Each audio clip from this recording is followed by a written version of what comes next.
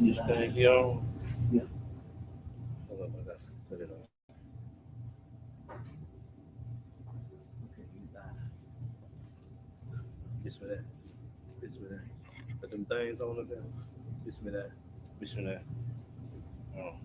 Yeah. Bismillah. It's showing green.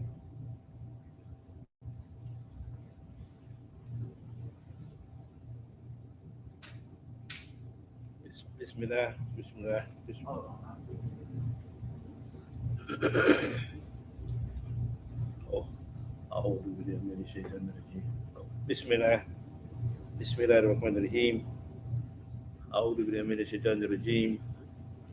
أعوذ بالله من الشيطان الرجيم. بسم الله. you see that? بسم الله الرحمن الرحيم. بسم الله. أو بسم الله. أعوذ بالله من الشيطان الرجيم. بسم الله الرحمن الرحيم.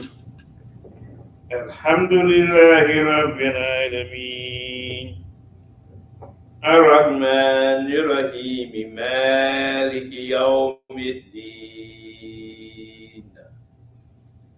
إياك نعبد وإياك نستعين اهدنا الصراط المستقيم صراط الذين أنعمت عليهم غير المغضوب عليهم ولا الضالين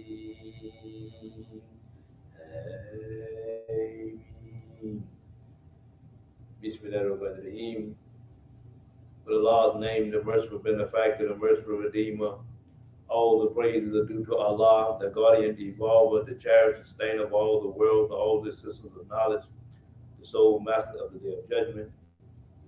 You alone do we worship, you alone we seek for help. Show us the straight way, the way of those upon whom you favor, not the way of those who earn your anger, nor the way of those who go astray. Ameen. Assalamu alaikum. Bismillahirrahmanirrahim. أعوذ بالله من الشيطان الرجيم. بسم الله الرحمن الرحيم. الحمد لله. الحمد لله رب العالمين. الحمد لله وتعالى. We praise him. That's the who we seek his assistance. We're not who we believe in him.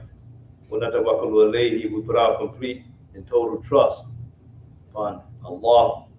That's the who kulli. And we ask Allah for all the good. نشهد أن لا إله إلا الله وحده لا شريك له له الملك وله الحمد يحيي ويميت وهو على كل شيء قدير وإلى الله المصير. It is, we witness that none is worthy of worship except Allah. Allah alone. He's wahdahu.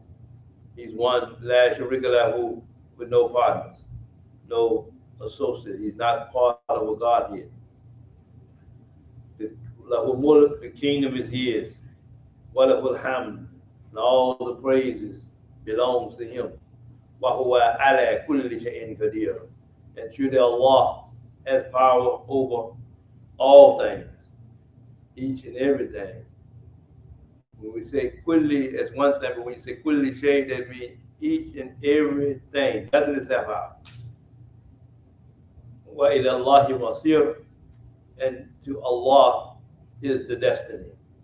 Wa nashhadu anna Muhammadan abduhu wa rasuluhu. We witness that Muhammad is his slave servant. He's his messenger. Wa rasuluhu. He's khatam an-nabiyyin, the seal of the prophets. No more prophets. No more prophets after him. The prophethood is sealed. You start from A, you get from A to Z. See, that's it. And he's Bashirun, meaning he's a good news bearer, one of Dirun, and the warner. He's good news, but also a warning. It's important. Wassalatu wassalamu ala rasulina kareem Sayyidina Muhammad sallallahu alaihi wasallam. Wassalamu ala ibadillahi ajma'in amma ba'd. We ask that the prayers and peace be upon his honorable messenger Muhammad, May peace and blessings of Allah be upon him. That peace will be upon his righteous servants, all of them, and what follows thereafter of the honorable salutation. I mean, I greet you again, dear beloved audience, with the greetings of peace, my dear brothers and sisters. Assalamu alaikum and Ramadan Mubarak. Yeah, we in the Ramadan, brother, and we winding it down, ain't we? Allahu Akbar. Allahu Akbar. It's beautiful. You know, they said that the Prophet, Allah was on the prayer before they said that there are two occasions, two joyous occasions for the believer, the person who's fasting. The one is when he breaks his fast, and the other when he meets his Lord. So that's a blessing. Because remember, and this is something I think a lot of times we lose sight of, It said that the prophet, that Allah says fasting is mine, and when we fast, we keep that in mind. That keeps us going when we know we fasting for Allah, And Allah ain't gonna put you in a situation. He already told you He's not gonna put a burden on you greater than you can bear. I had a brother. People said, "Man," one brother told me he break his fast, and he said, "Man, I'm gonna die."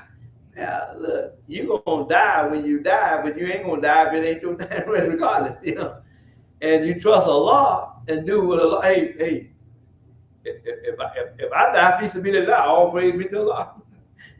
Cause think about Allah says, He said, yeah, you hadn't, ladina amanu. He said, taqullaha haqqa tuqatihi. He said, regard Allah as He should be regarded. And He said, وَلَا تَمُوتُنَّ إِلَّا وَأَنْتُمْ مُسْلِمُونَ. And die not except that you Muslim. All that other stuff. So you died in submission, because that's what when they're talking about Muslim. In the Ruh Salama, we have submission and we have peace. So the submission to Allah, the surrender, should be a peaceful surrender. We ain't fighting Allah. So what better way to go? And that's the state I want to be in.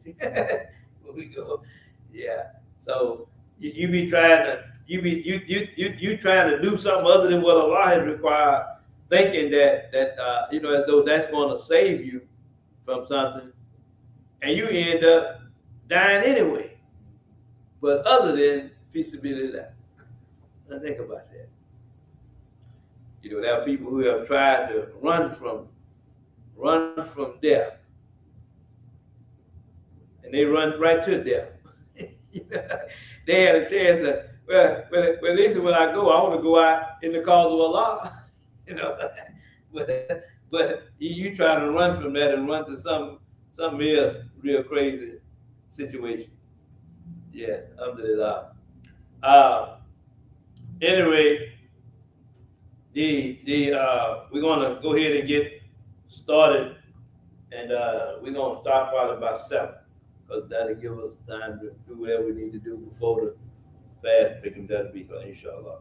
So if we get about 7, if I don't recognize, somebody tell me something. Yeah, inshallah.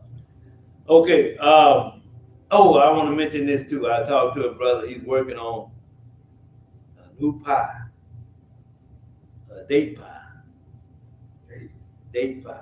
And he said, when he had made one, he told me it's good. He said it tastes almost like the beef, but he said it tastes better than the beef. He make bean pie good, but he said it's make better than. So he told me I think tomorrow he planning on waiting, and he told me he want me to be the first to take. Tell me with Ashwa dates. He brought a bunch of water with this Zamzam, black seed, and honey. Yeah. So he says, "Can we more nutritious than the day?" Inshallah, I can't wait to tasty. They do he makes a good bean pie. I knew the brother for years, didn't know he made bean pie until he made one for my aunt. My aunt, she's 93 of her last birthday, but last few years when her birthday come, I try to get her a bean pie, take it to her. And I was looking elsewhere, and I looked where I was gonna get it done. And I mentioned it to him. He said, "Oh man, I make bean pies." I didn't never know you. Man, he made bean pies. He said, I'm gonna make her one. I'll make you one." And and he wouldn't even let me pay for them. And man, that bean pie was good. So he's telling me that this date pie is better than it tastes better than the bean pie. It tastes similar, but he thinks it tastes better than with the nutrition in it. So inshallah, we'll see. But I told him we'll look at it, and we'll look at trying to help push it for him, inshallah.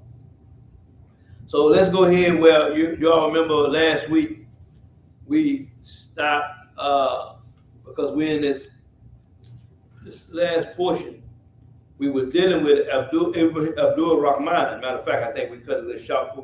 We was talking about Abdul Rahman, Abdul Rahman Ibn Ibrahim Sori. He was the one that the story of the prince among slaves was about. It was something I meant to grab it. I don't think I brought it, but I was looking at. Cause I got a clip. I got it on my phone that I got from the boy. If you all saw the film, when he was talking to Misha, the paper man saw him reading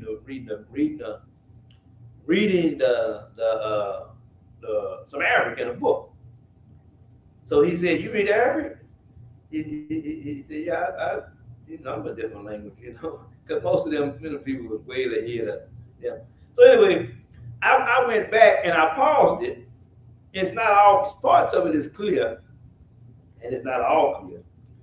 But when I say I looked at it and I wrote what I could, and I put it in Google. I said, I'm gonna see what Google say this means. And it gave me something, but it added some other stuff too, and then at this point, and I said, "No, that ain't it." One of the reasons I knew it wasn't it. This is important. This is what it said on the first thing. It said this is from Arabic to English, and it says, quote, "Didn't my brother solve the problem, my dear friend?" And I looked at it, I said, "No, that ain't." I'm gonna tell you what made me know that wasn't quite, because in the Arabic, when you watch Arabic, he starts with the alif. I'm sorry, not the alif. He starts with in the book, on the film, when you read it, it's the ayn. So the ayn lam mean. So I said, "No, that ain't it," because I'm looking at this in Arabic, in the Google, it has the alif. See, instead of it's an alif lam mean. That lets you know that's a different word. You understand? So I said, "No, that ain't it." Now the other part, I had picked up the pieces of it.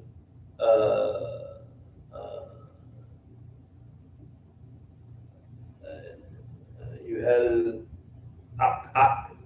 is for brother.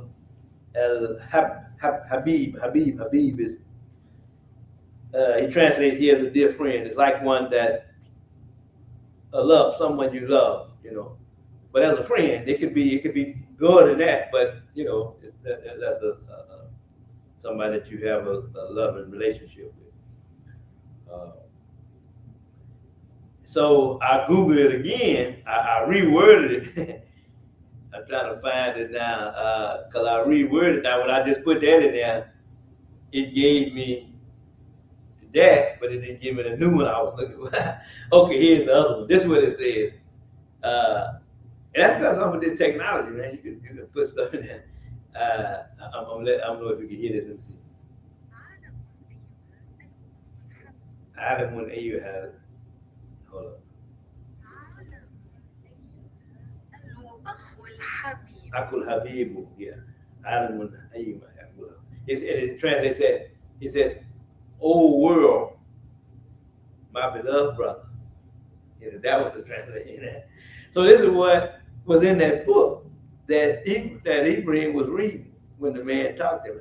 They most of the other verses, other stuff in there is not clear. They got other stuff in there, but it's not clear. But I was able enough to see enough of that to write it and see. I don't know what the book was about other than it had African English. You know? Yeah. But so you know, I'm just, I mentioned that for a number of reasons because I won't be talking more about that. If you all remember, we was talking about the difference with the Bible and the Quran. And at another time, we're going to talk a little more about that in terms of how we got the revelation, how the revelation was preserved, and the benefit of it. Because I saw a question on Facebook earlier about something that I want to address, but not now. It'll take up the time. So anyway, but where we was at the portion here, where from my last week, where it says it's important to know here that he always been a strong link, that there's always been a strong link. You remember we talked about that strong link between Morocco and the U.S. Seeing as in 1777, Morocco was the first country to formally acknowledge the United States as an independent nation. Remember the United States, we celebrate every year because they got a thing coming up in July, right? But it's going to be 250 years, right? 1776. So here it is, he's saying, right? Okay. So he's saying that in 1777, Morocco was the first country to formally acknowledge the United States of America independent nation. And in 1786, under Sultan Muhammad, Morocco became the first African state and the first Muslim state to sign a treaty with the United States. Yeah, think about that. See, all these significant things are very, very important that always get left out of the mix. You know? You got an African and a Muslim. He said diplomatic relations with Morocco began in 1787 when they signed a treaty of peace and friendship that is still in force, making it the longest unbroken treaty between the U.S. and another nation. In addition, at the end of the Civil War, the first national convention ever signed by the United States was also signed with Morocco. And one other thing I want to mention, some of y'all may remember this. In, I think it was 1980, 88 maybe, it was in the late 80s. They had it was some kind of conference they had in Morocco with the king and everything, Muslim. And Imam Wadi Muhammad, I think Imam Wadi Muhammad was the only one from America was invited to be a part of that. And it was written. I got to Google it now. I don't remember all the details, but yeah, which was very significant. Some of y'all may remember also, Egypt gave Imam Muhammad the gold medal, the highest honor for Zadeh. It was a gold for his work with Dawah and probably in Islam. Yeah, I think Egypt. I'm trying to remember. Must have been MUBARAK as the president at the time. But anyway, yeah, so this thing with Morocco, so he said, since Abdul Rahman wrote in Arabic, Marshall, and that's from that scene I was telling you about, said Marshall and the U.S. government assumed that he was possibly an Arab. He said Arab Moroccan and not a West African. And like I said, Ibrahim, when he realized it, he just let it ride. You know, he trying to get up out of here. You know, yeah. So they he said this letter was sent to the palace in Morocco from the United States. After reading the letter, the Sultan of Morocco, Moulay Abdul Rahman, asked President John Quincy Adams, who was the president at the time, and Secretary of State Henry Clay to release Abdul Rahman Now this was in 1828. Okay, so when they asked him to release Abdul Rahman from slavery due to the presidential intervention. Remember, Thomas Foster had been refusing to let him go, but the man he was about 65 by this time, and he was around there, the man. So he says that Thomas Foster agreed to release Abdul Rahman without payment. He made the man prosperous. He said the stipulation was that he return to Africa and not live. They did not want him living here in America as a free. Think about that. People built up this. When he got to his plan, his little the rinky-dink operation, it wasn't that Abdul Rahman the one made it. It really flourished due to Abdul Rahman. Not only his physical labor, but his knowledge, and also he was used to commanding people. So when they recognized they never could have achieved what they achieved without him. That's why when the doctor was trying to buy him, they refused to sell it. He had made himself too valuable. So anyway, they stipulated he had to leave. And when they said this is what they said, the U.S. feared that he would inspire other slaves to press for freedom. And they didn't want that. Even though it became a problem later, because when he didn't leave, this was one of the complaints Foster had. He didn't leave. He was writing. He writing my slaves, talking about he's gonna get them free. So it was a problem. But he still had the man children. Now, I don't know if y'all read it. There's a part in the Bible in the Old Testament. There's a section in some Bibles is listed as the slave ordinance. And it talks about how you slave a person, right? After 6 years, like the 7th year, they're supposed to go free. Now keep in mind, this man been enslaved for 40 years. But anyway, it says in the 7th year, they're supposed to go free. And this is what it states. It's in the Old Testament. It says that if they came in by themselves, just like he was by himself, then they'd go out by themselves. But if he came in, let's say him and the wife came in the factory, then the wife go with him. But if the master gave him a wife, and now they got children, the wife and children don't get to go with him.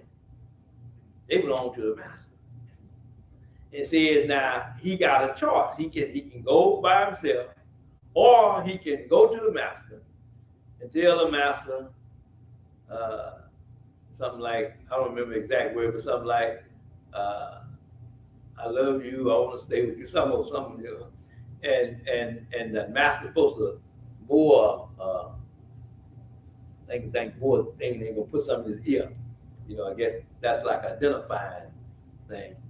And now he gonna serve the master for life. This in the Bible.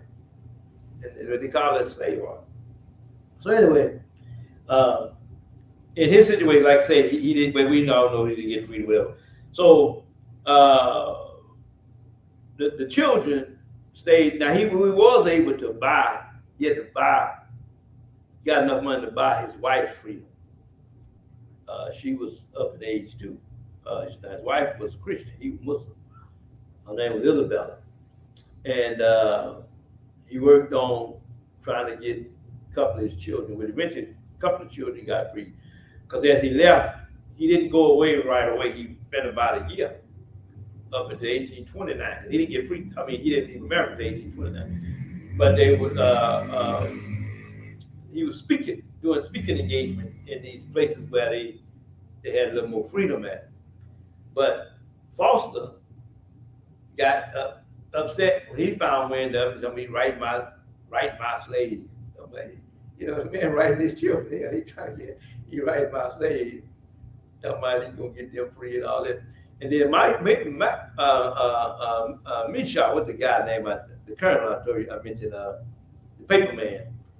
He got mad, especially when he found out he wasn't Moroccan, and he started using his paper, using the pen, really attacking him. Yeah. So and this is what we have to keep in mind. Just because even people who was in the country at that time that was free, they was at risk. You know, because they can send people down. They would send people from the south to go get these people, go get people. And sometimes they snatch people. That's what happened with some of y'all may have saw the film. The first was called 12 Years a Slave. Y'all remember that? Well, but a lot of people don't know that was the second version. That was a version of that made 40 years ago. A brother named Hadi Hassan. Some of y'all may remember him. We was acting together in Metro Belgium. And he used to get these films. I don't know where he was getting these films from, but he would get a lot of black films. And he gave me a copy. It was called The Solomon Northup Story. And the brother who played Solomon Northup was Avery Brooks. Y'all remember Avery Brooks? Yeah, Avery Brooks. He used to play, and I forgot one of them shows where he wear them dog glasses and long trench coat. Something like, if you remember the new Shaft with Samuel Jackson, that was the image of Avery Brooks back in the day. Because he had the bald head, had the goatee, and had the dog, and he had the long leather coat. Yeah. But he worked with a white fella. I can't remember the actor name. But anyway, Avery Brooks played Donald North. I tell people, if you see this one, go back and look at it if you can get it. I've tried to find. I can't find it. But I had it on VHS because it highlights some real very important points that wasn't highlighted in the new version. But anyway, because Northup, once he got free, he wrote and told his story. He was an educated man, but he was kidnapped. He was free. He was snatched up, and yeah. But anyway, he did make it back. So this kind of situation, Ibrahim found himself once they found out, because as he telling his story, speaking, then it come out, they realized, oh, this came from Morocco.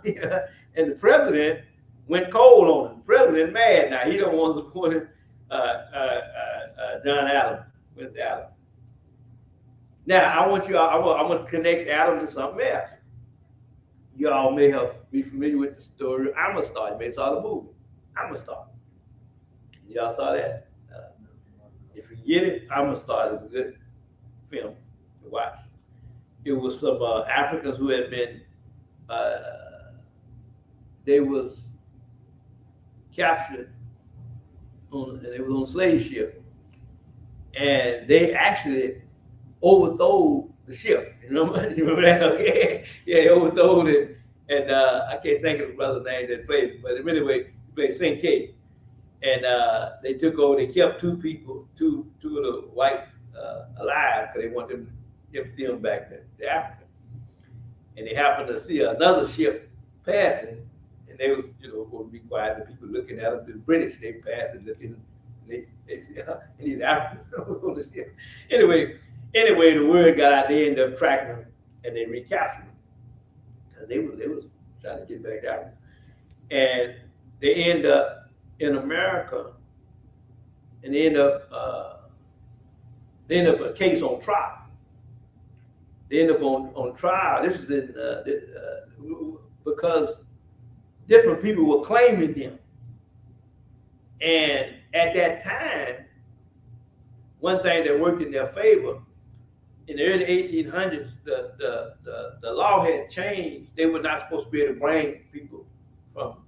If you hear the story about this ship to Cotilla. So then they found thinking they're supposed to be one of the last ships they sunk it to try to hide evidence. Well, it was kind of situated like that. They weren't supposed to be doing that. And he had some people that stood up. Now they didn't speak English. So they had to find somebody who could relate to them in their language. They went around looking for people, other people that was in the country that had that. And they found somebody, because you remember Morgan Freeman played a important role in that.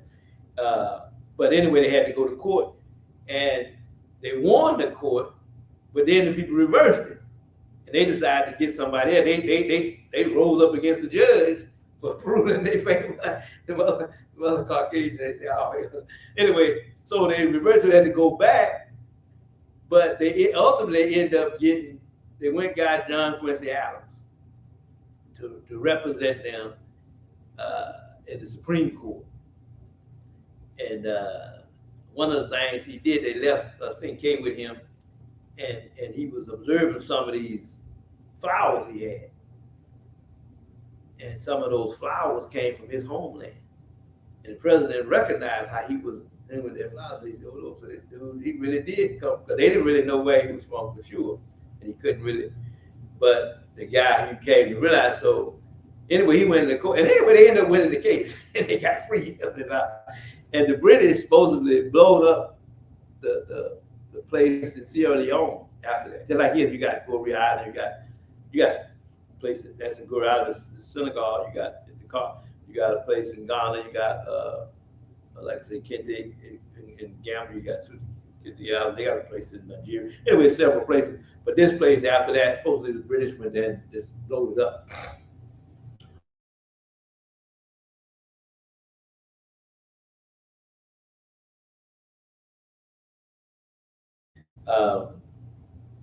And I got to mention this brother. When I went and visited yesterday, Muhammad Akbar at the nursing, at the rehab center he's in, and he got a different roommate.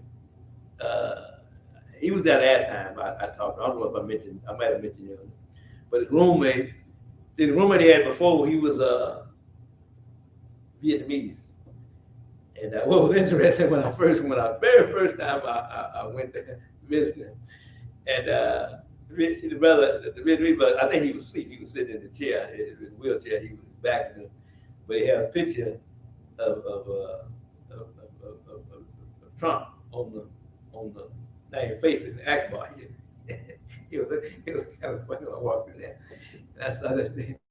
So anyway, he's not the roommate. I don't know what happened with that, but the brother he got now is from Cameroon. He's so we had an interesting conversation yesterday, and he told me to make sure. He told me he deal with history too, you know. But we had last two times we had real interesting conversation. So I took a picture. I took a picture with him. I'm gonna find it. I told him, I said, because Akbar said, man, get a picture. So I said, yeah, I took a picture. I asked him to do it, and he told me he wanted me to. I'll run across it eventually, but he wanted me to make sure that I mentioned. I said, yeah, I'm gonna mention you in the class. I'm gonna talk. We talk about the importance of maintaining history and everything. You know, really interesting conversation. Because I told him some of my history about that. I found out on my mother's side of the family. I knew my great grandmother, but my great grandmother, I only have a picture of. And we were told that she was from Cameroon, and I told him about that. Then I had a picture. I thought about. I had a picture in my phone of my great grandmother, and I showed him that picture. And he said, "Man, she looked like the Cameroon woman." I said, "Yeah, definitely like that." So anyway, we had an interesting conversation with that. We was talking about Morocco and all this, and even some of this here what we talking about now. So anyway, going back to here, he says that, so from the plantation, Abdul Rahman and his wife went to the White House in Washington, D.C., where they met President Adams in person. They began the campaign of soliciting donations, because he was trying to get his children, and the personal appearances. And they had this organization called American Colonization Society, and politicians to free their families back in Mississippi. This was really a push he had. They had like 9 children, and they said the president had only granted freedom to Abdul Rahman, but not his family. You know, so and, you know, that had to be a heck of a. I don't know if you remember watching. If everybody saw him with him and the wife on the boat, and the children standing there looking. You know, everybody crying. You know, imagine you got to leave your children in this situation. Yeah, that'd be a hell of a thing. You know? I think about that often sometimes. The fact that again, he went back and he became like a lot of times the males on the plantation was used as a breeder, just to produce some more. He needs some more. They need some more hands on the plantation. They use you to breed. Here you got your children. That's a hell of a stop for a while. So anyway, so he says, however, after 10 months, Abdul Rahman had raised only enough money to free his wife and 2 sons, and that's why I mentioned he got his wife freed, and then he was able to get 2 of his sons, and now the reason why he left. Now he don't mention that in here, but the reason why he left when he did, number one, they found out he wasn't from Morocco, and the president now went cold on him and refused to give him any more support. And Mishal, they started writing ugly stuff in the paper about him, claiming he deceived them and everything, But y'all don't want to say it. He never told me to from Morocco. He I would have did the same thing. I would have told him, no, okay, let me get him up out of here. And anyway, but anyway, he started getting a lot of bad press, and they were getting ready to change presidents. And the new president that was coming in, he was a slave man for real. There's a whole different. So he said, if they don't get up out of here now, he's gonna be find himself back on the plantation somewhere. So they went ahead and left in 1929. So anyway, he said they were forced to leave for Monrovia, Liberia, with his wife and without his children. So it says now Liberia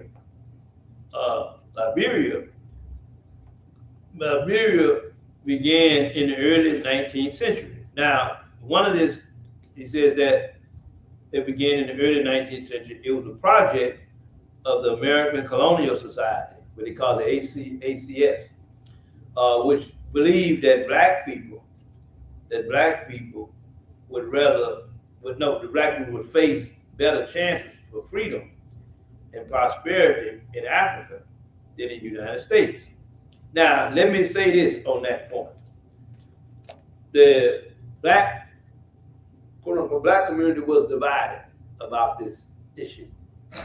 And these people that was making these decisions on that point, they were divided too in their reasoning. They wasn't all just looking at they could do better there. There were people in this country that they think about this. They say you got 4 million, they were saying it was about 4 million at the time, 4 million people that had been enslaved, been working for free. You understand? Now all of a sudden they free.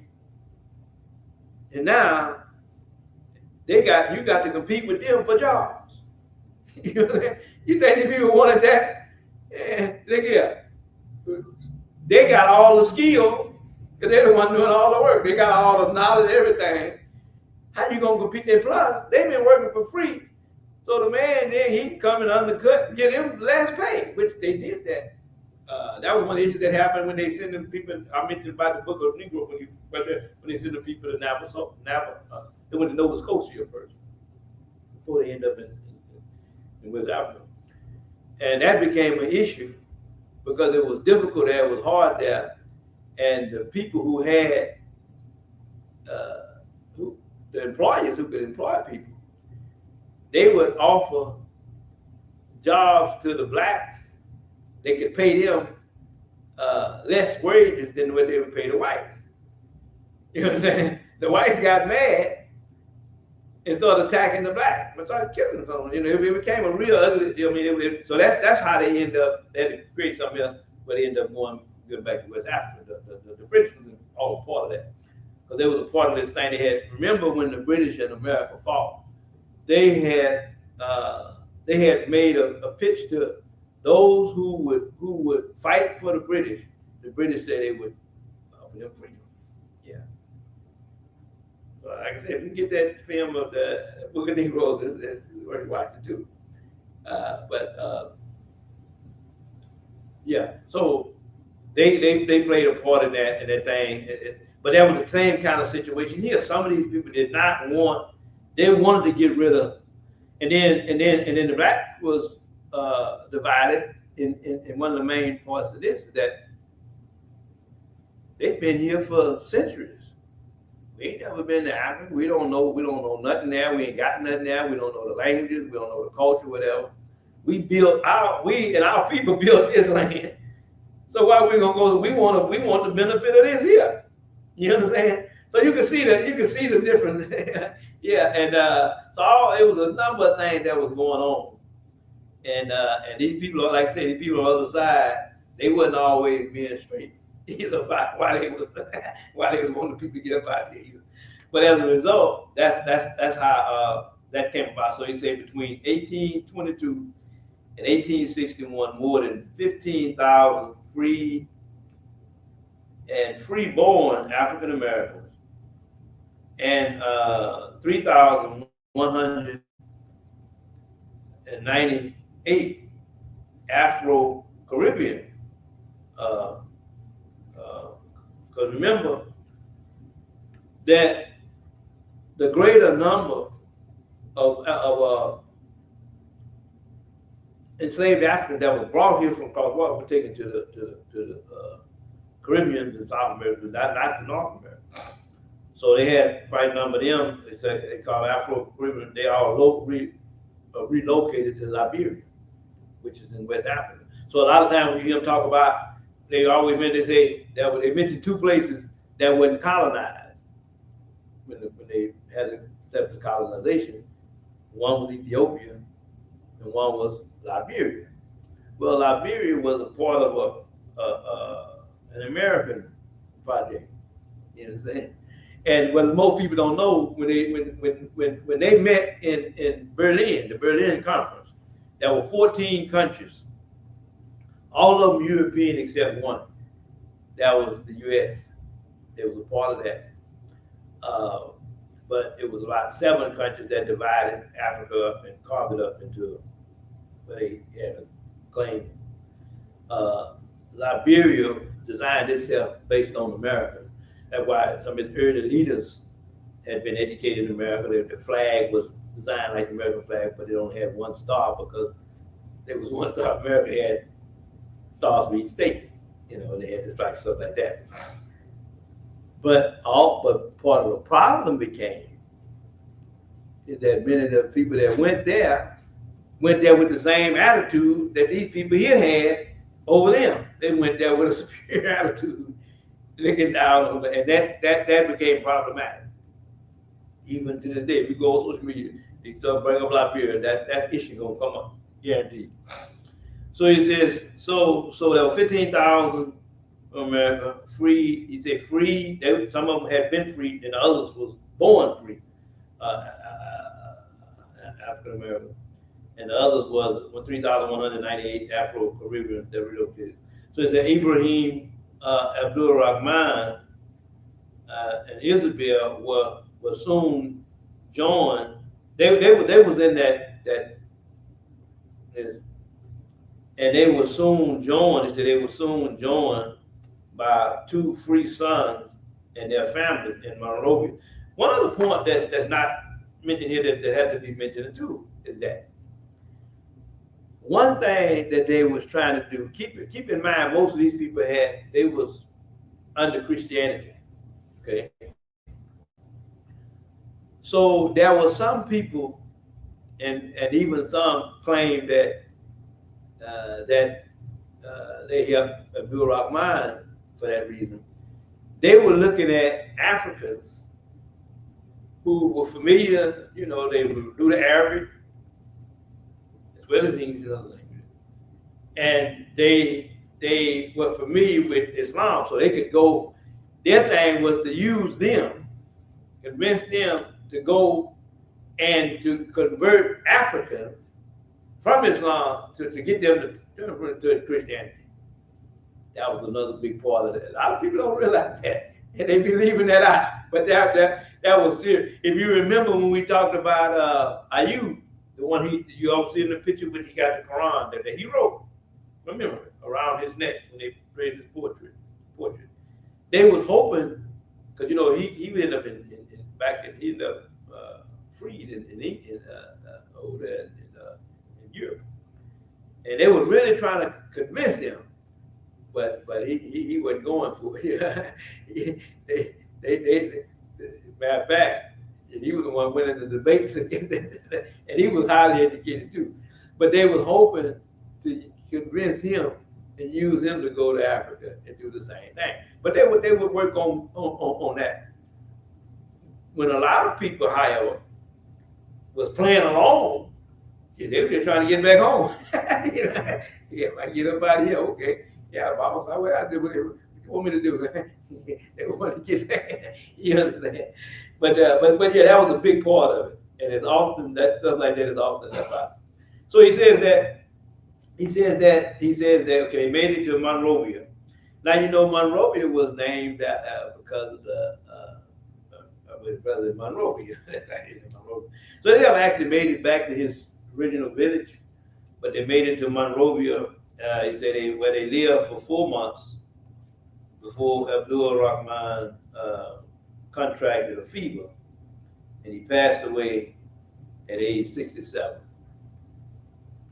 Having never seen Futa Jalon or the rest of his children or relatives again. So though he made it to Africa, he actually never saw his people again. There were several people who actually, when they made it back, cases, even the case with the Book of Negroes, oftentimes they may have made it back to the continent, but never actually make it back to their country or their people, or sometimes when they did, they didn't exist no more because of things that had happened over the years and burned down, whatever. Though so I mean, it was a tragedy on so many levels, and so many ways that a lot of times we can't even imagine. So anyway, it says that, however, his legacy has been immortalized and preserved, the preserved documents that he wrote. So in 1968, it says 1968, James Register published the first. They said they published the first complete account of Ibrahim's life in the book called Jalon, an Arabic Prince of Natchez. Arabic Prince of Natchez. And then he mentioned the film that came out in 2007. Yeah, 2007. And Andrea Kalin directed the film called Prince Among Slaves. I want to mention, about this, maybe he don't know, I don't know. But there was a book. See, long before this film come out years ago, I had the book by Terry Ashford. Get his book. It's called Prince Among Slaves by Terry Ashford. Yeah. Real good book. He says a film, he says directed by Andrea Kalin, Prince Among Slaves, a film portraying the life, and you can actually Google it now to watch this film. Life of Abdul Rahman, narrated by rapper Mos Def. Y'all know he Muslim too. He raised Islam. Yeah. So he narrates the film. But like I said, anybody want to read it, I would suggest, you get that book he mentioned here, but I would also suggest the book by Terry Ashford. Now the next one here is Bilali Muhammad. Bilali Muhammad. Very very important, another important figure here. He said he says that Bilali was born in Timbo, Guinea, the capital of Futa Jalon. Now keep in mind that meant they was from the same place. You'll find that a lot of these people came from the same area. Because remember, Ibrahim's father had been, that's where today is present day Guinea. But his father had been the ruler of they say he was born, he was the capital of Fujian in 1760. And in 1779,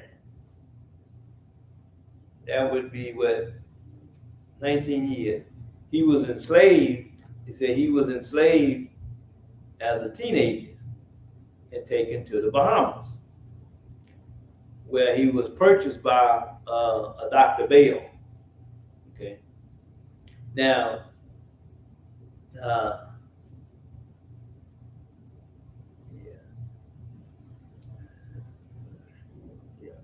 he was purchased by Dr. Bell, and Bilali, he worked as a slave for 10 years on the Bell's plantation in what they call it, middle Cape Coast. Before being sold, he was then sold after 10 years to a trader in 1802. He was sold, and they took him to Georgia.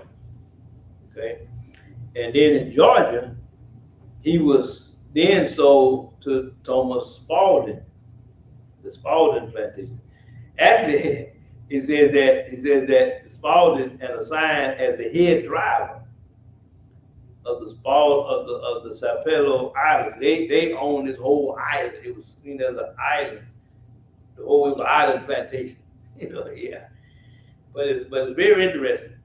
And one of the other things, if you notice, these people we're talking about, he was sold to different plantations, but they remained their identity. You understand? They was able to remain there. That was the benefit of the early people that was able to maintain their identity, maintain their religion. They knew their language. They knew their language in several languages. So this other stuff kind of happened down the line. Anyway, he says Bilali.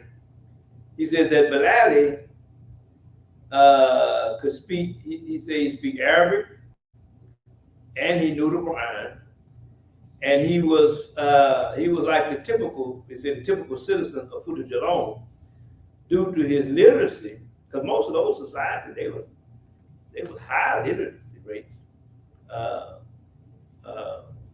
So it says due to his literacy, leadership qualities, he was then appointed the manager of the Spalding plantation. Again, they was mainly, many of these people became overseers. Because the people realized that they were learned, they were knowledgeable, they were most cases they were no more learned than slave work. And they could communicate with the people under him. But they still had to answer to master, So it says that he oversees approximately 500 enslaved people. Okay. So it was a big operation there. And it said during the War of 1880, a conflict that was fought between the United States and the United Kingdom, what they call the UK. Bilali and his fellow Muslims on the Sapelo Island helped to defend the United States from the British attack. Now, this takes me back to when you watch the film, The Book of Negroes. They, what's her name? Aminata, she's grown up then. She had a baby. They took her baby away. So at this point, she didn't know where the baby was at. And she had married. I told you about the brother that was helping her. He ended up they had got married. So somewhere along the way, he found out where she was at, and he sought her out, and they reconnected. So when the British was offering people freedom. Now, they had to make a decision. The Africans, we gonna stand with America, or we gonna stand with the British. So she was trying to convince him, because they kept separating everything. Thing was happening, different events. They kept, Allah kept bringing them back together. So she wanted him to reject that, and he said, "Nah." He said, I wanna." He said, "Americans ain't offering us nothing." Now this other guy, they called it Black Sam. He was a businessman that he actually helped her in the beginning. He was down for America. He said, "America's gonna win this," But the other brother, he said, "No, I'm fighting with the British. They offered us all freedom. That's what I'm fighting with." And it caused some conflict, so they was divided as who you're going to take a stand with. The British and like he said, the British was at least offering them the freedom, if they won. So he went with the British. That's how they ended. Matter of fact, that's how they ended up going to Nova Scotia and then end up going back to West Africa. But there was some other things happening in between. But anyway, so he says that. So Balali, they say, they fought with, help defend the United States side against the British. So he said when he finally passed away he passed in 1857. It was discovered that he had written a 13-page. He had written a 13-page Arabic manuscript. See, these people kept their language, and they was able to, and like I said, but so he had written a 13-page manuscript, which was a transcription of legal treatises that drew from the Maliki fiqh text or Risala from of Abu Zayd of the Qarawin. So he had, he was using his knowledge, and he was writing, writing from memory.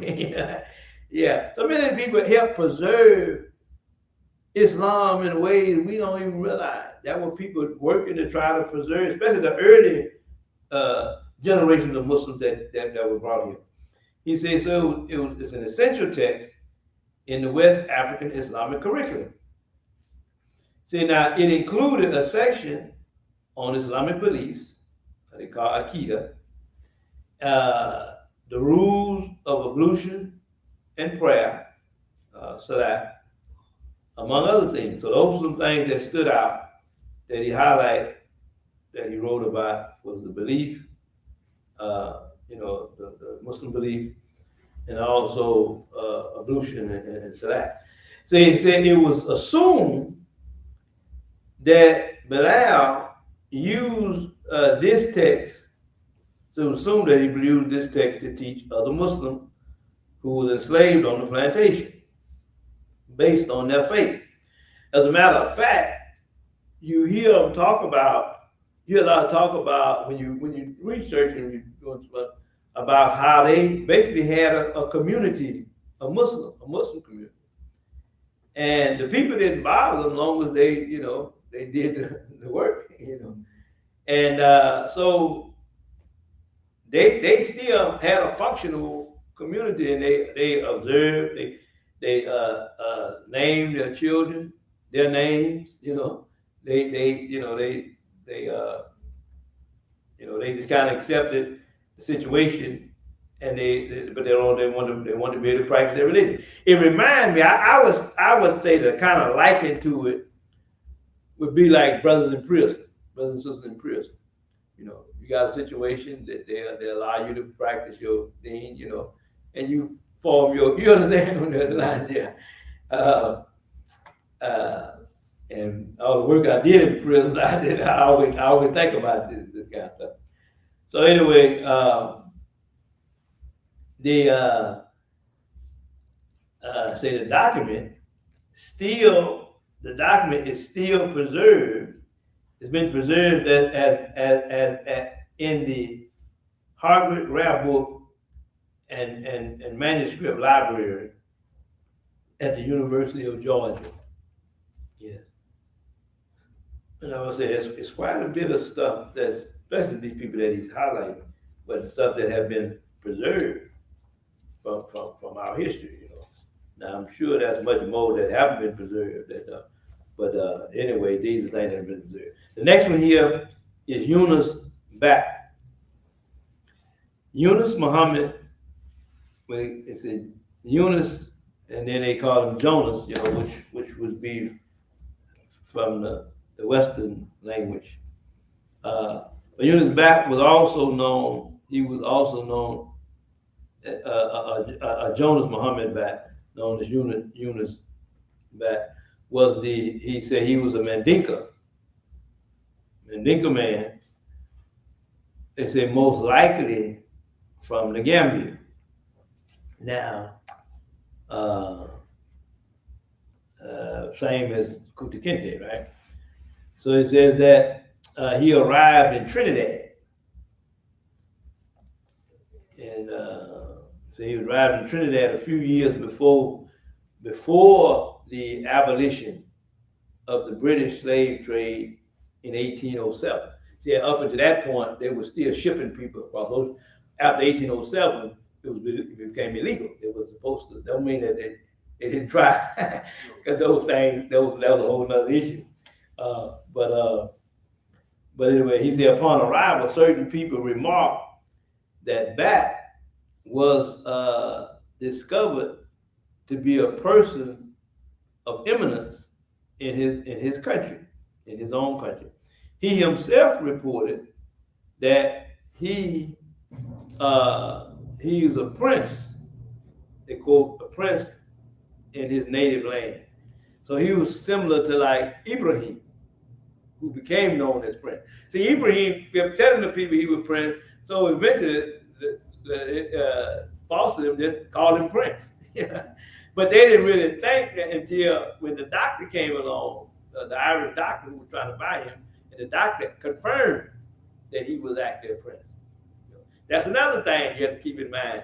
He don't want to let this prince go. I got me a prince, an African prince. You understand? That kind of mindset. So it says that Jonah Bat arrived. He arrived when Britain and France was warring over possessing Trinidad. Yeah, he was warring over. Well, they was at the British and the French. And I'm gonna tell you something else. When I was in Gambia, when you go to Kunta Kinte, what they call Kunta Kinte Island, they had some paperwork that I took photos of on the wall of one of the buildings, and it was given the years and going back. It was back in the 1500s. I think the Portuguese came, the Spanish, and then they had these different battles going back and forth between the French and the English, and how they was battling over that island, and it changed names over the years. And the last, it ended up in the 1800s, 1820s. It was James Island. And when they abandoned it, so when it was abandoned, it kept the name. They called it that. I first went there in 2007. So from 2007 and 1826, 1829, something like that, it was still called James Island.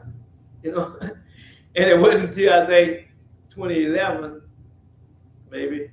Yeah, I think it was 2011. I had to look it up, make sure. When the then president decided, no, we got to change this. And they changed the name in honor of Kunta Kinte, because he said he robbed out, they took our names, our language, our original. He reversed it.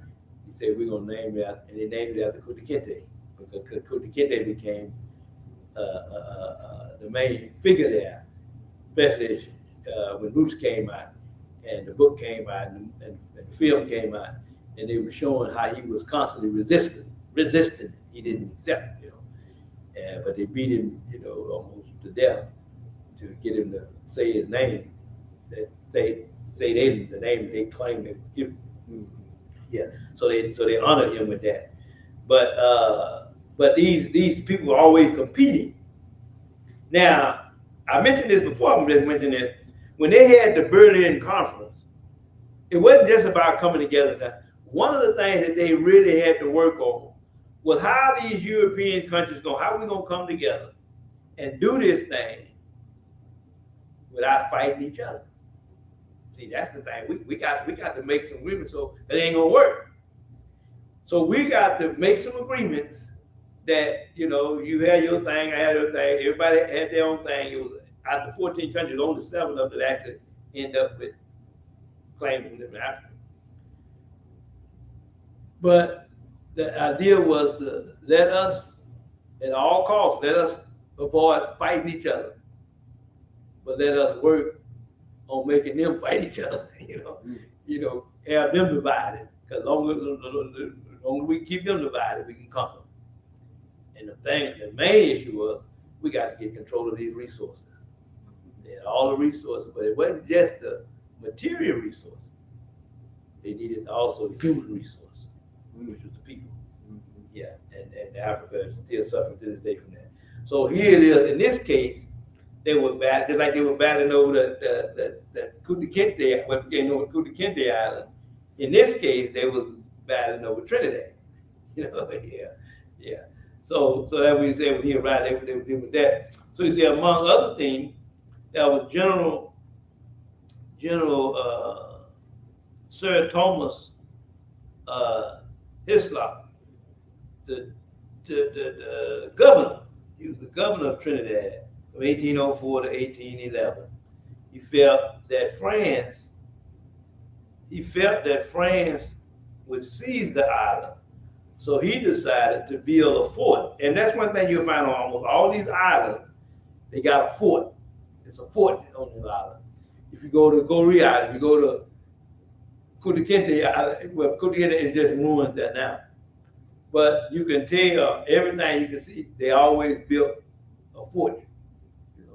And you'll typically see where they had some gun or whatever. Now at Goree Island, the Africans, they built, it's a big, huge, real tall, maybe from here to the ceiling almost. And it's a portion, look like it's a portion of a ship, but they got that there as a symbol of, part of what was going on. But yeah, they would always, so they say he built a fort. It was built called Fort George, which was above the town, overlooking the Gulf of Piraeus, which is the western approaches. Yeah. So he says that Jonah was among the enslaved person that was purchased by the government to build a fort. So he actually ended up being purchased by the government, and their thing was to help build that fort. So when what they ended up doing, Hislop, after observing that Bat was a man of rank among the slaves. See, they can tell, who stand out.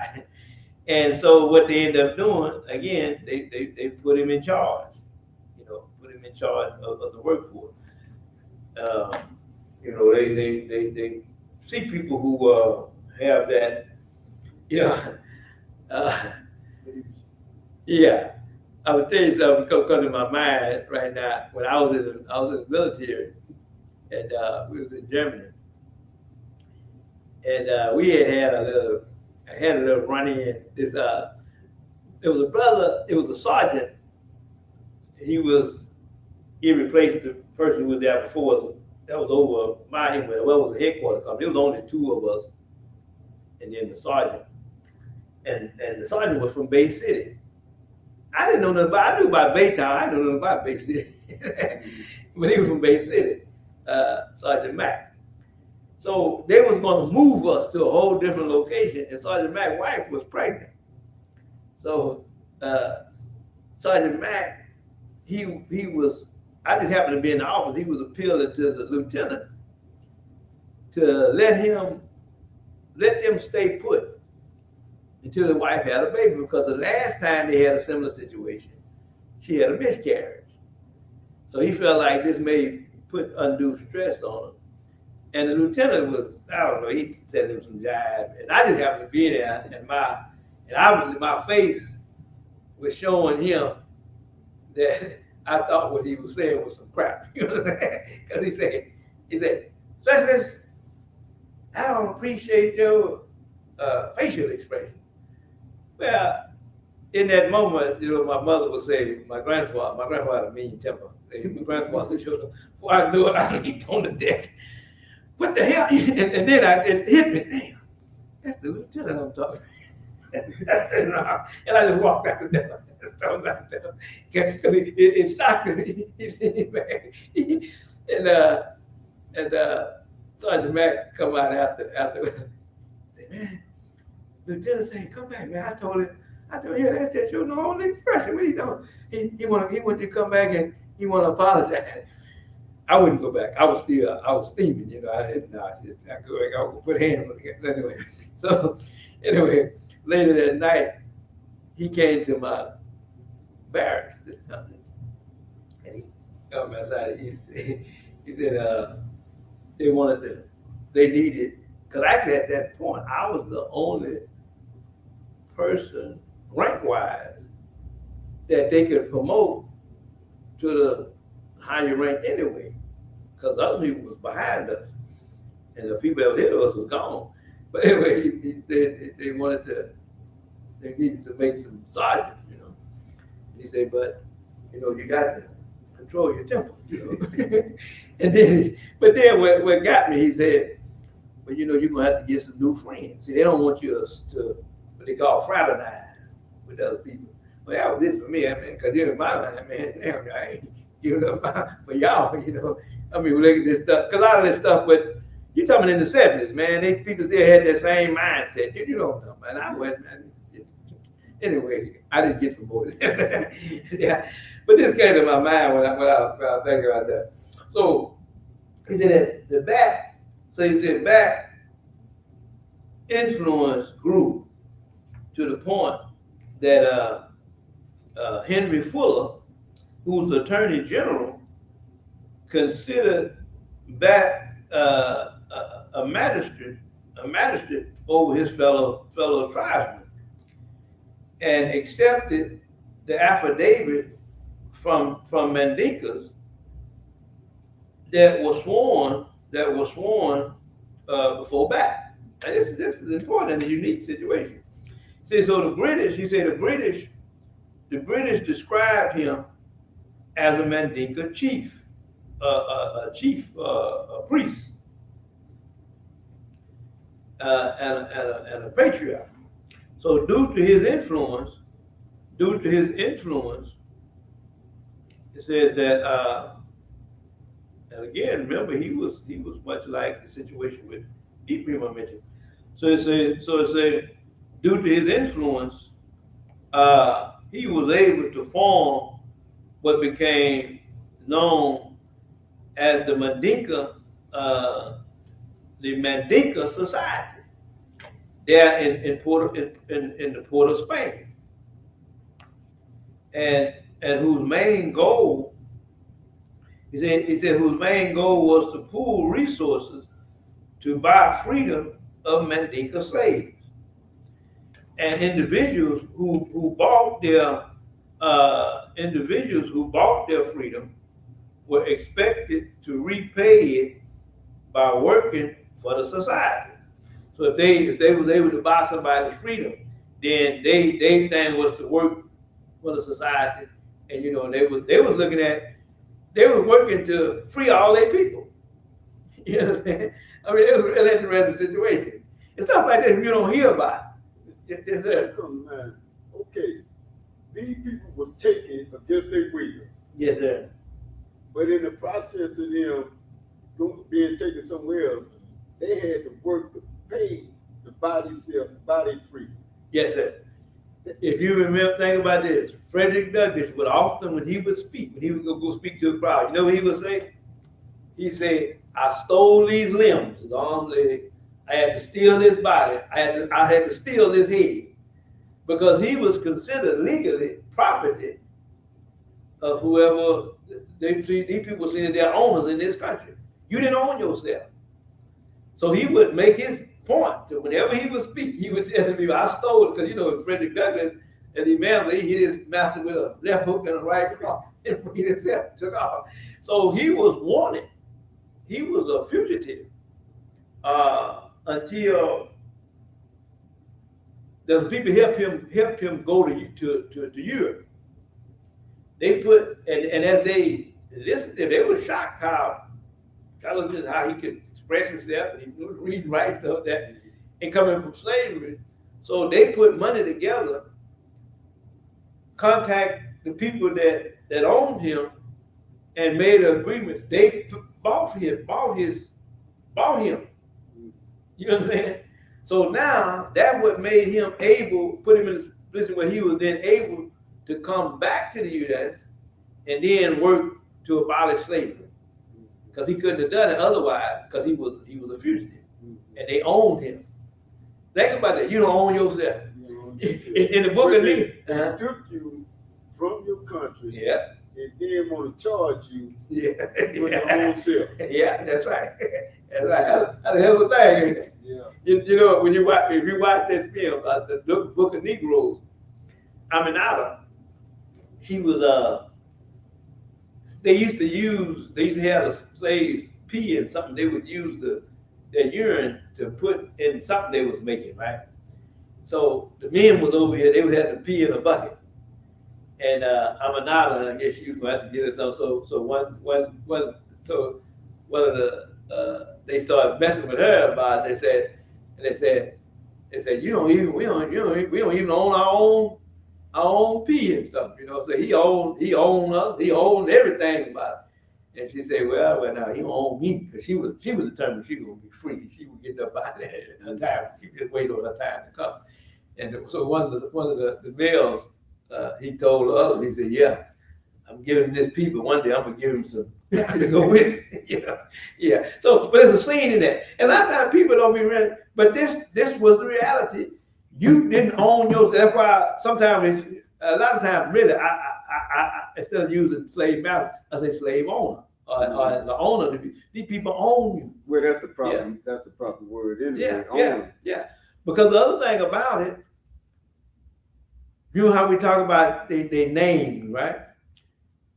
You get a dog. He might be somebody else's puppies, and they take the dog from the puppy. And what you do, you name him, you give him a name, right? Mm-hmm. You own this dog. Yeah. And you train this dog to be loyal to you. Mm-hmm. That's how they saw us. And they name you. When Kuti Kente refused the name, they said, "No, you the master give you a name, they strung him up and whipped and beat him in front of everybody to say, you know."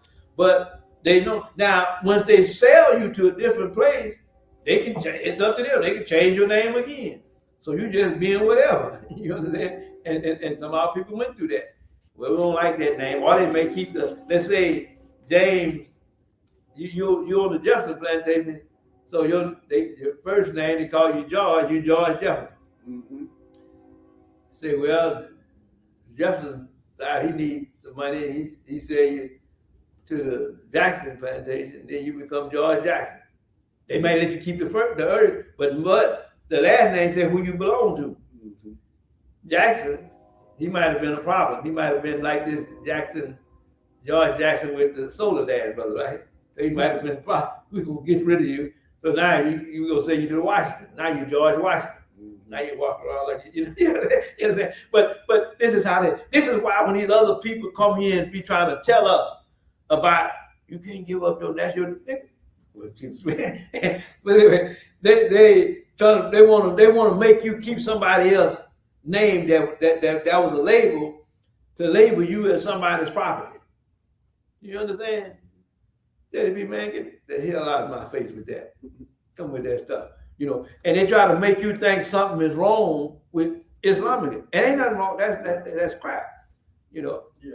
like the Imam used to say, he said, I read too. I read the Quran. I read the Arabic too. He said, I read in 3 languages. Yeah, people think we don't know nothing, and they want to keep us in that. Because a lot of times other people, they got their own motive too. They want to keep you in that role too. Yeah. But no, we ain't go with that. But yeah, so now I'm gonna show you something else on this point. Look at Haiti. We talk about the Haitian Revolution, right? Started in the late 1790s, 1791, by 1804. Okay, they get their independence. Supposed to be, right? But then the French said, well, look, we need y'all to pay us reparations.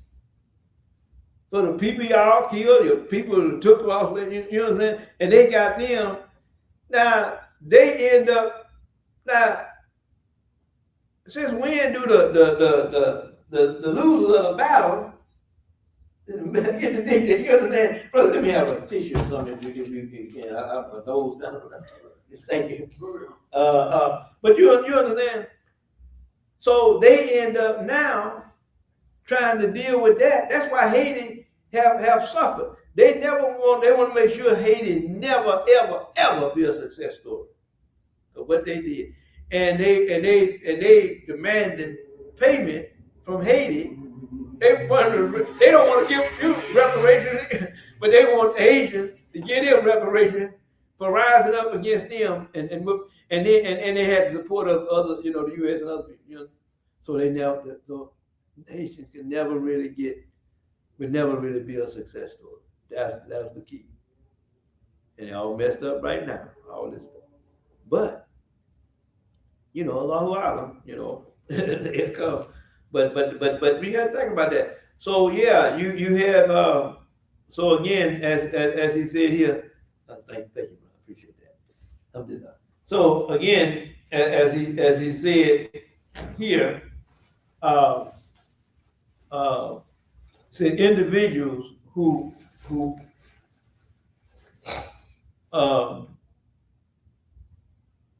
bought their freedom, they were expected to repay it by, just like with Abdul Rahman. The government got him free because of the situation. They wanted to have a good relationship with Morocco. But you remember they used to allow him to sell stuff on his own time. So he had to come up, plus as he went around speaking to them, he had to come up with money to buy his wife.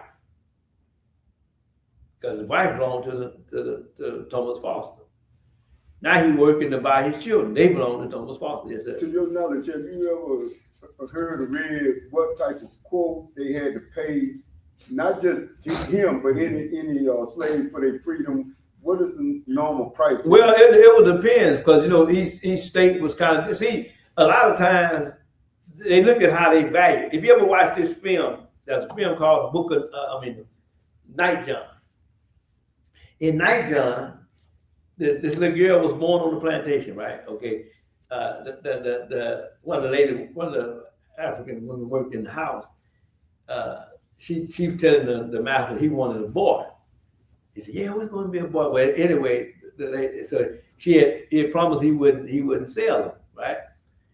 But it didn't come out a boy; it came out a girl. So the master, he was mad. He said, "Look, it's going to be a boy." She said, "Yeah, you said you wasn't gonna sell him." He said, "Yeah, I said I was gonna sell him." He didn't sell the little girl. He sold the mama off. So this lady had to help raise the little girl, right? But the little girl was pretty sharp, and that was a brother named. They ended up buying this brother. When they realized they didn't pay much for him, because when they brought him there, the man was trying to sell it, and the man said, "Yeah, put on your pants." He said, "I don't want to see that. I want to see what his back look like." Now, why do you think they want to see his back? Yeah, he was aggressive enough. Yeah. So when he had him turn around and show him his back, he saw his back look like a Christmas tree. His back had been whooped all. He said, "No, man. He said, you need to pay me to take it." He said, man, you try to explain, because he trouble. That's they look at stuff like that. So the value changes. Yeah. But check this out. Okay, anyway, he can read and write. They didn't know that. But anyway, he helped the little girl read. Then they ended up assigning her in the house to take care of the little boy. Okay, because that little she thought it was a baby, but she said, "Yeah, that boy big as me." Anyway, anyway, she learned to read and write. So long story short, later she had taken the Bible. She had took one of their Bibles and she learned she would have to go to church with them to care for the little boy while they having church. So the blacks had to sit up in the back, but she got to sit up front with the little boy. And she was only a little girl herself, but she was older than him. And she would pay attention to it, and she could read. So at one point, she brought it up. See, she knew she would have to go take a little boy. The slave, the plantation owner's wife was involved with the doctor. And the girl knew it. And he would give her letters, not knowing she could read, to get this to the lady, and she read the letter. So she knew. Also, when she was in the house, when they wasn't around, she be peeping stuff, and she found a book showing the value of each one of them. They're all different. It depends. So then you may be more valued than him. Because he's walking with a walking stick, you're not. You understand? So the little girl got all she figured out all each one of them was worth.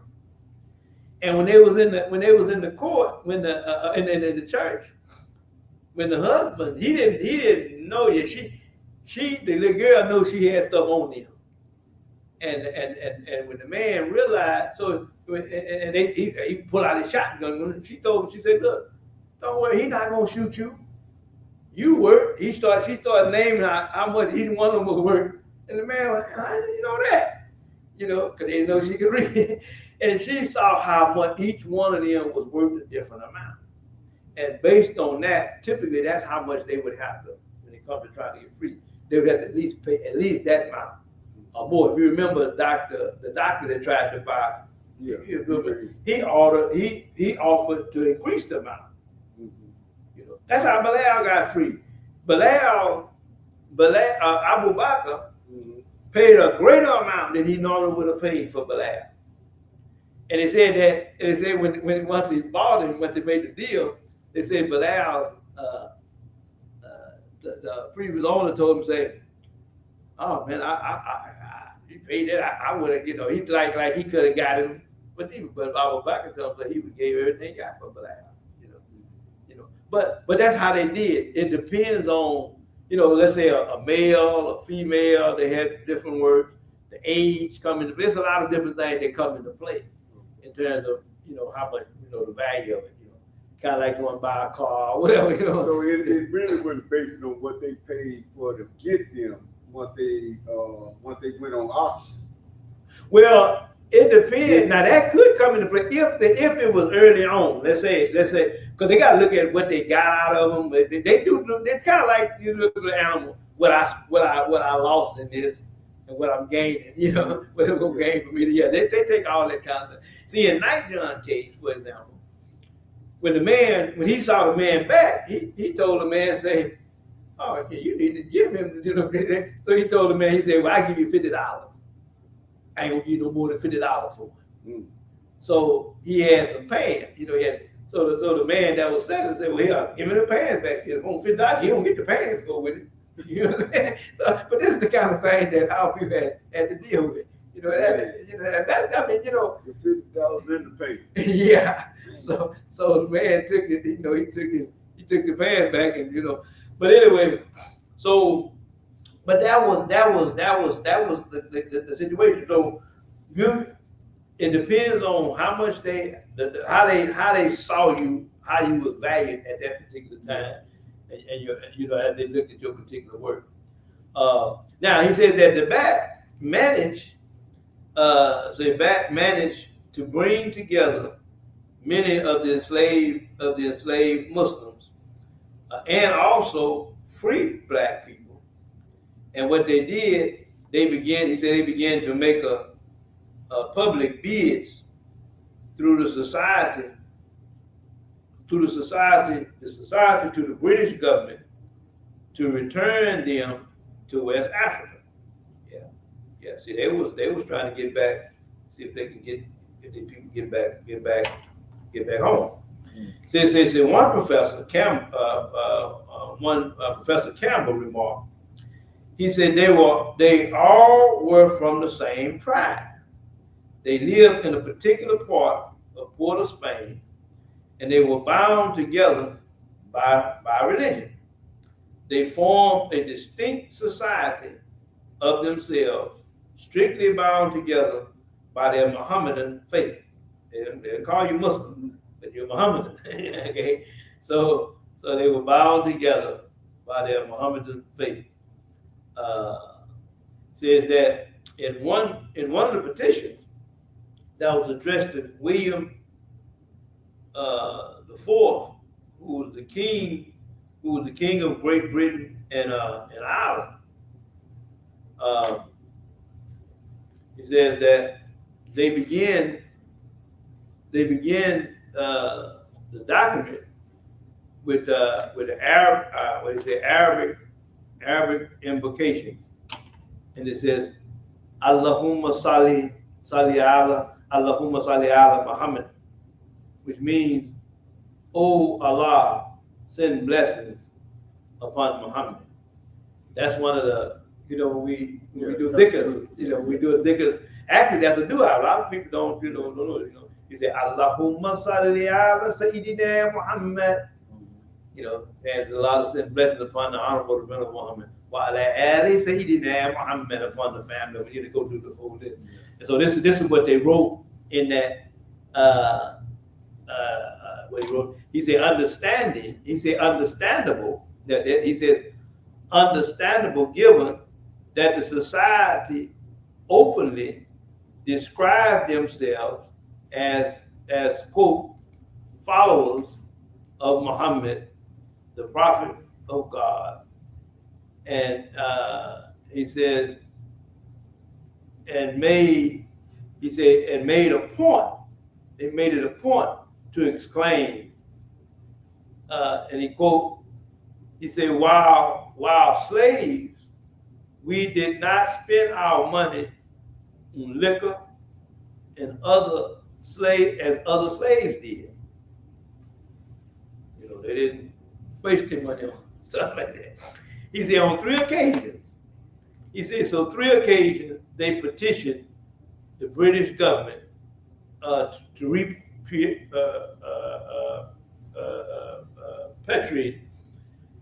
them, but their request was denied.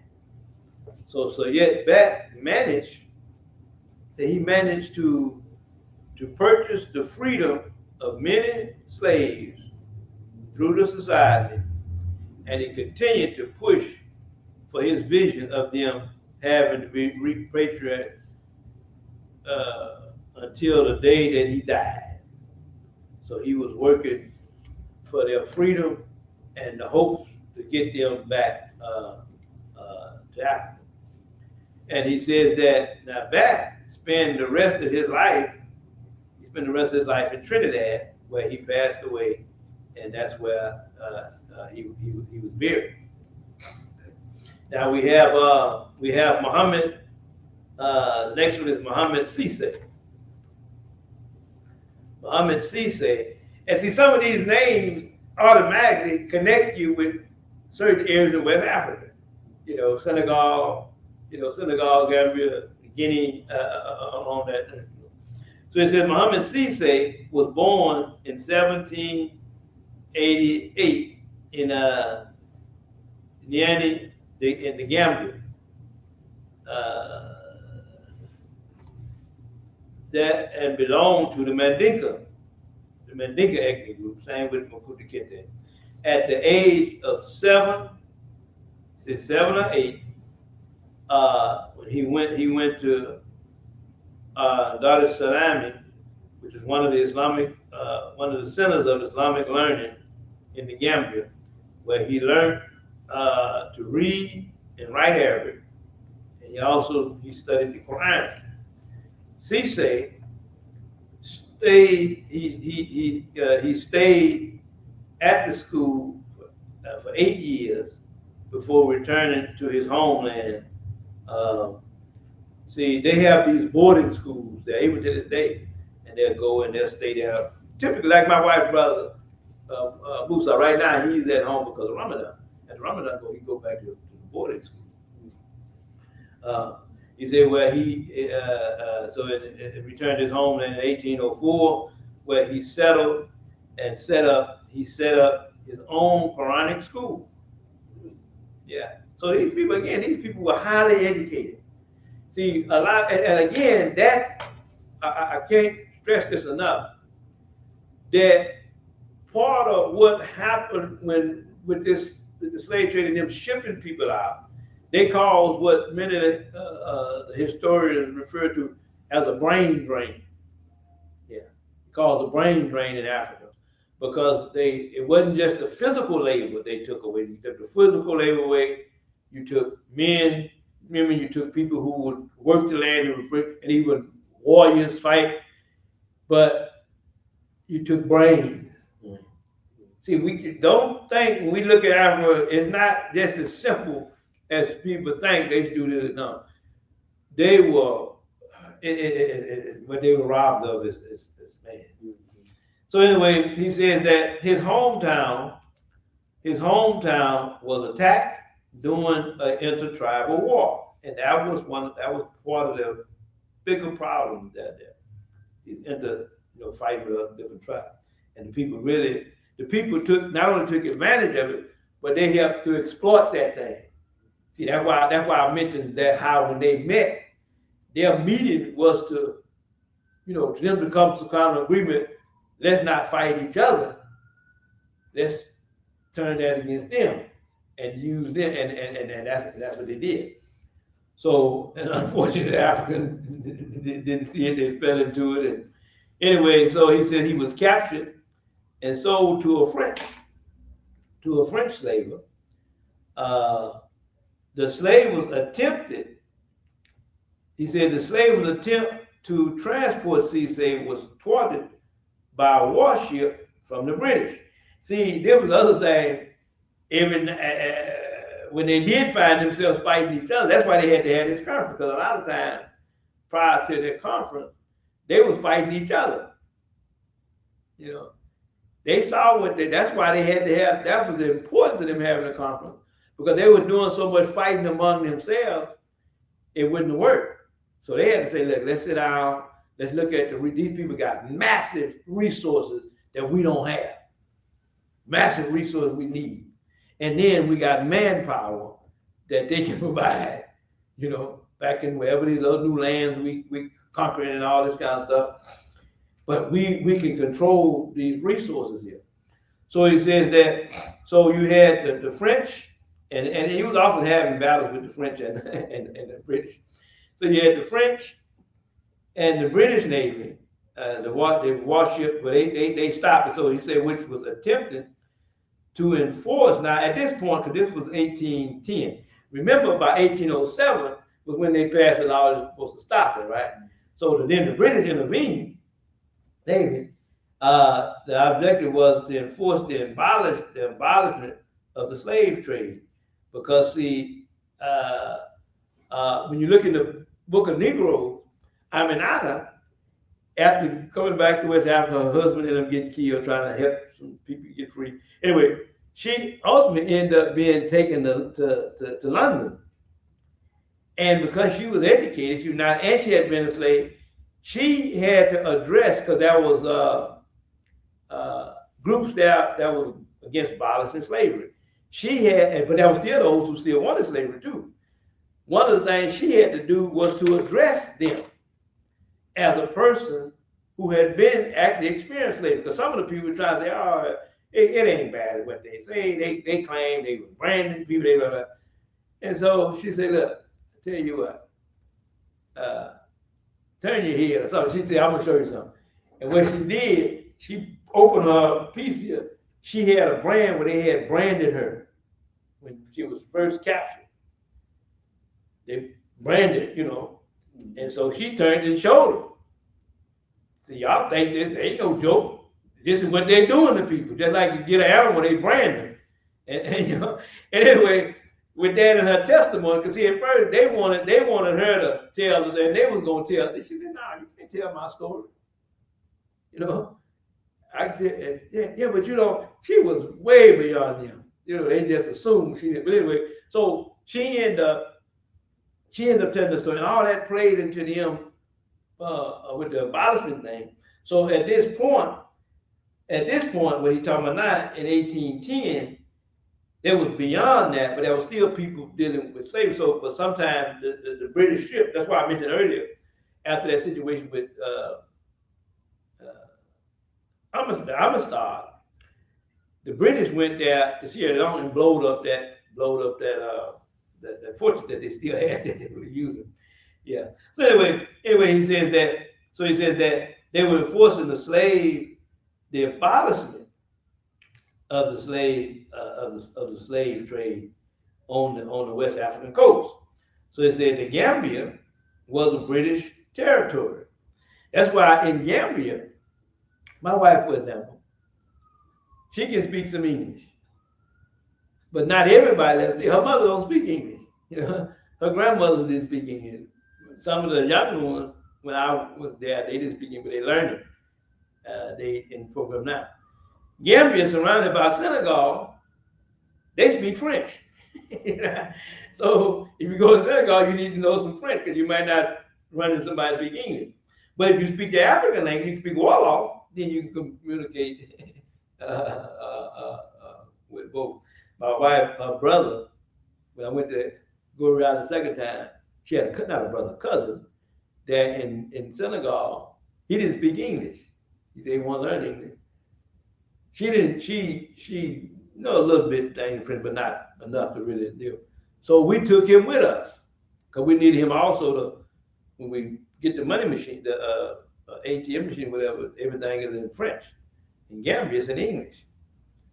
So he would translate from the French to her in Wolof. We would talk to her in Wolof, tell her what the French said, then she would tell me in English. You understand? Yeah, it was an interesting situation. So anyway, it's in that. So the British is in that the Gambia was a British territory, and the British officially abolished the slave trade in 1807, which we already talked about. So after being taken to Antigua by the warship, he was immediately enlisted in the what they call the 3rd West Indian Regiment as a Grenadier, and then it was called Felix Dick, yeah, like Pitt, but it's Dick. These black regiments were originally enlisted for service only in the West Indies.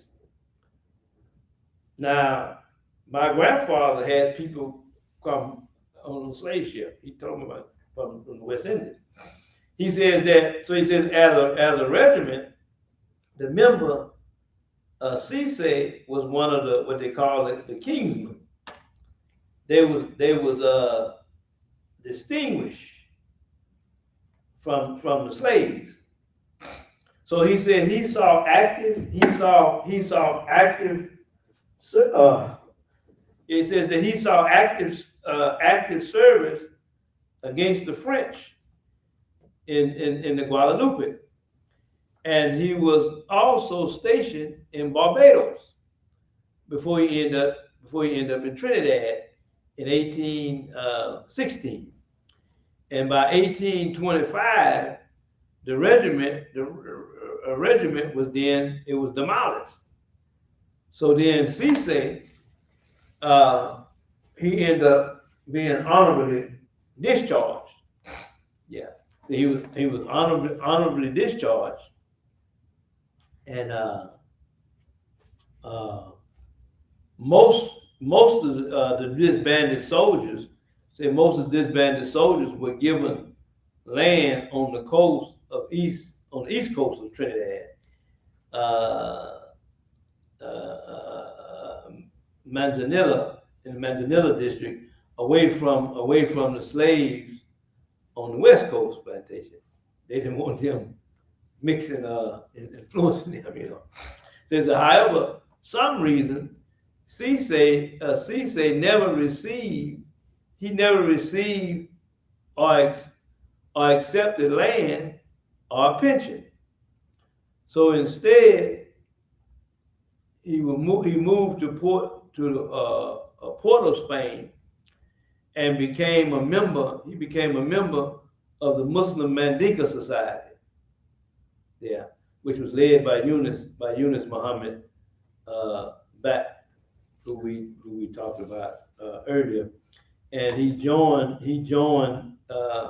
ended up joining the campaign that he had in trying to repatriation to Africa.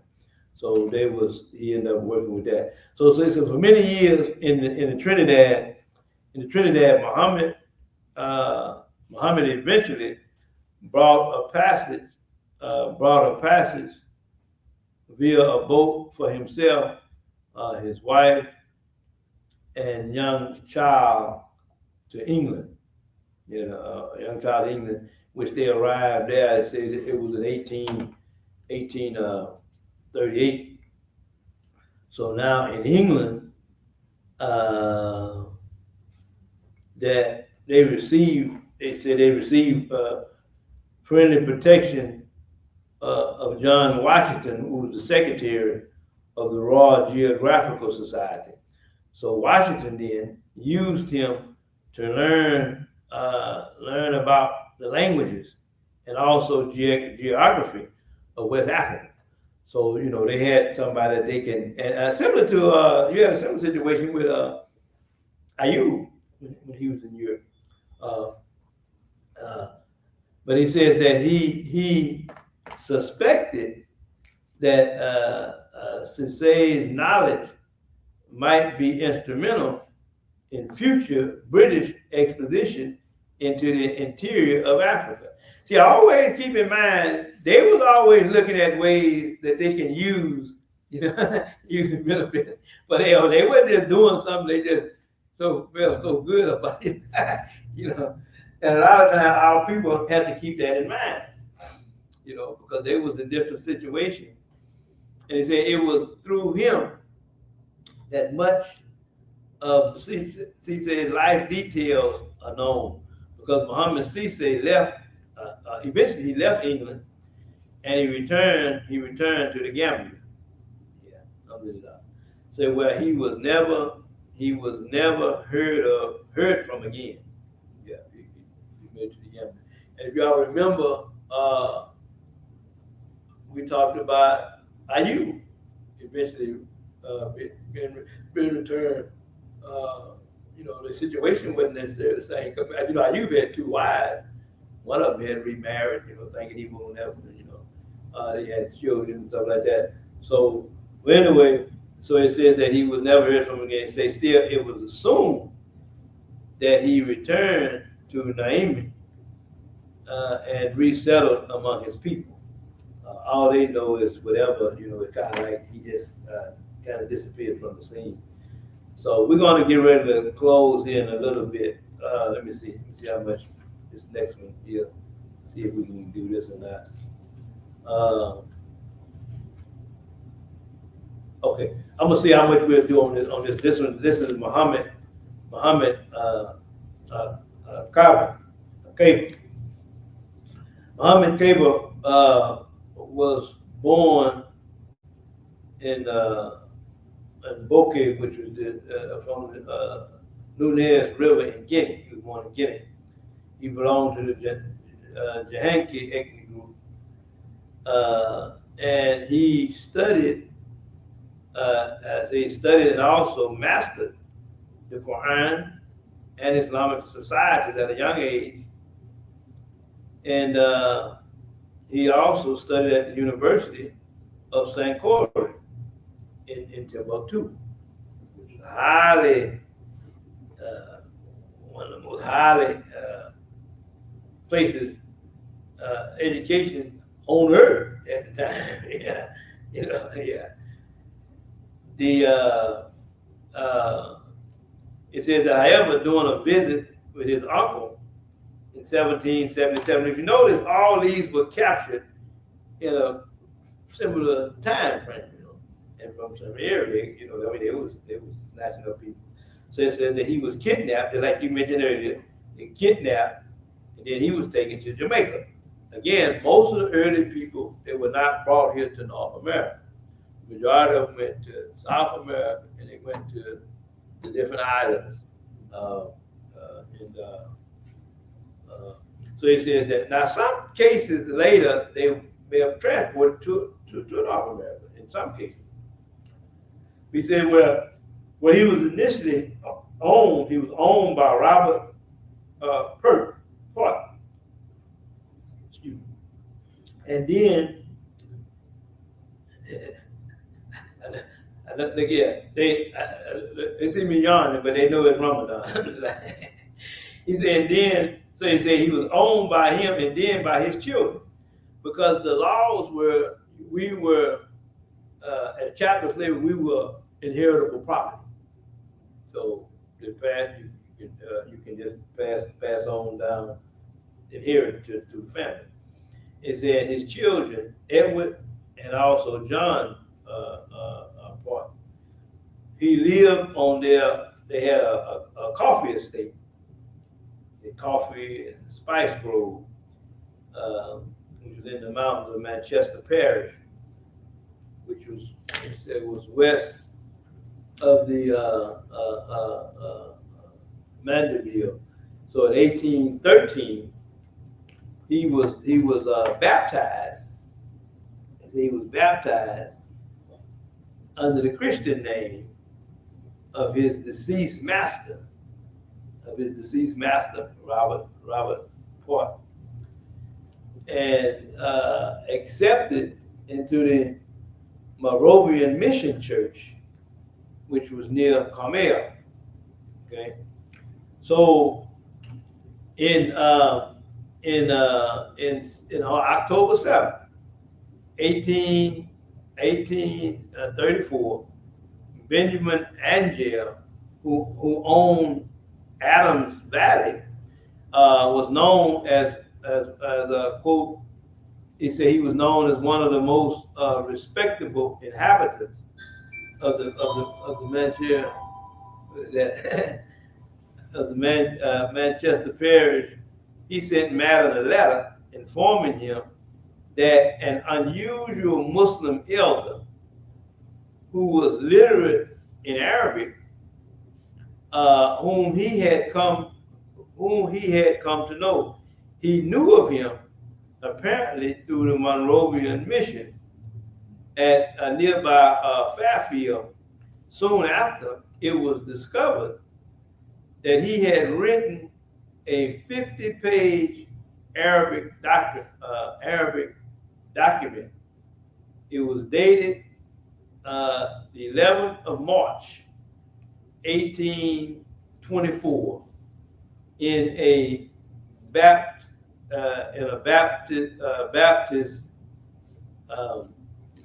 a missionary society notebook. So anyway, he says when translated, this document, was this document was discovered to be Kitab as-Salat, which is the book of prayer.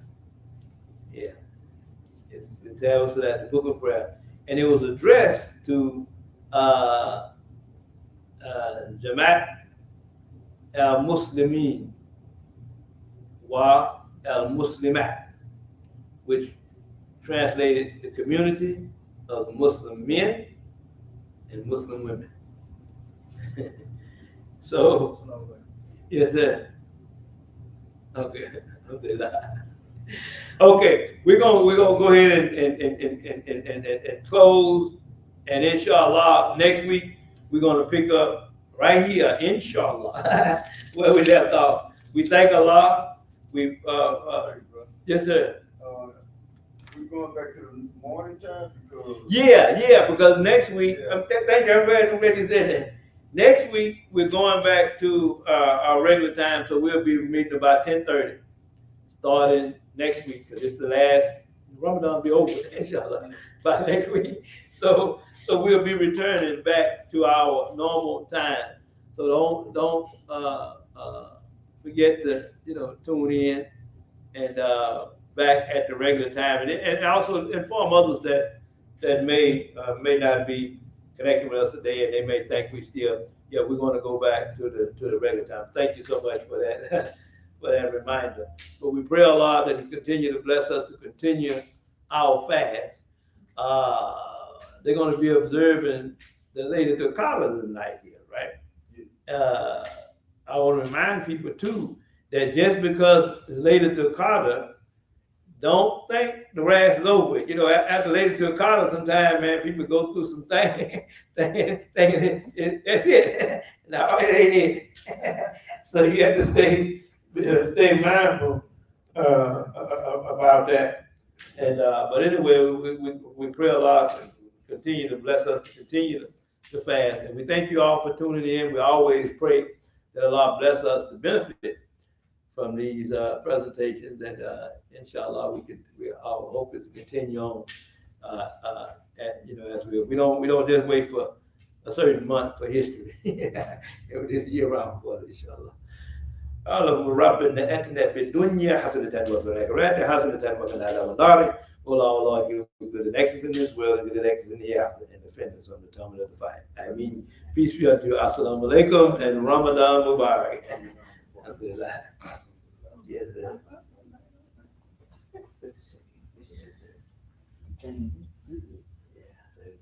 We had no problems there. Alhamdulillah.